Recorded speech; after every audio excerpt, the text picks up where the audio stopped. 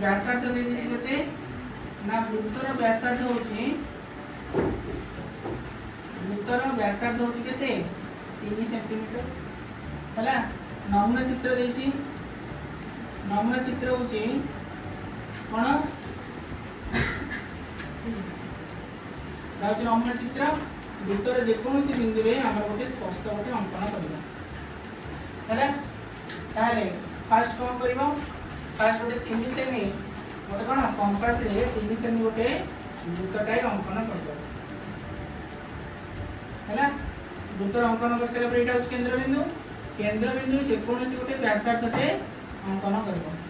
व्यासार्थ अंकन कर सारा पर एई बिंदु रे एटा हेतु हमर 3 सेमी एई बिंदु रे गोटे 90 डिग्री ड्रॉ करबो 60 120 90 ड्रॉ कर सारा पर ताको काटबो हैला एटा गला हमर कोन वृत्तर जेकोसी बिंदु रे गोटे स्पर्श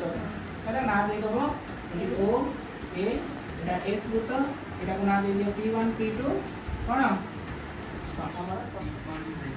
ताले दत्ता होची वृत्तर व्यासार्ध देची वृत्तर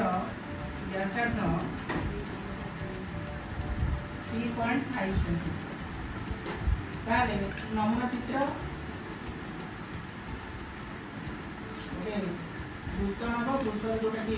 व्यासार्धटा होची 3.5 सेमी गोटे जेकोसी गोटे त्रिभुजटा अंकन करिवो हैला त्रिभुजटा अंकन करी कोन एइठू गोटे चाप नबो सेही चापटा एठी काटिबो हैला एटा ए ना एटा को बी एटा को सी ना दे दियो ए बिंदु रे जो चापटा नीचो से चापटा को मापिबो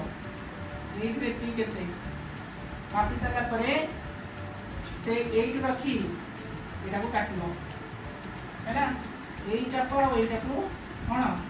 जॉइंट हम करबो हैला अच्छा एई चाप और एई चाप कोन हिस बेटा माने जण कोन एकांतर चापांतर लिखित कोन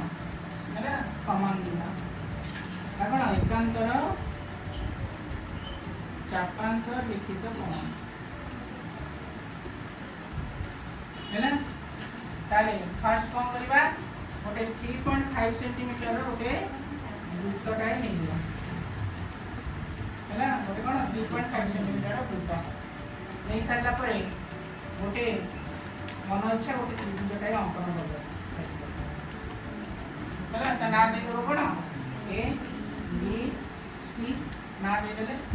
तापर ए बिंदु रे गोटे चापटे ड्रॉ करबो जे कोन गोटे चाप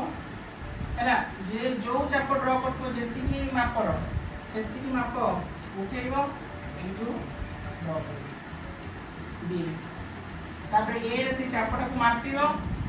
से चापटा को मापी की बी रे चापटा को काटिबो हैला काटी सारला परे ताको कोन हमरो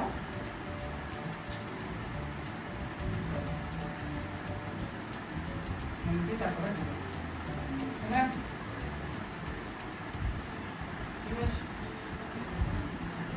तापर आपको ना दे देबो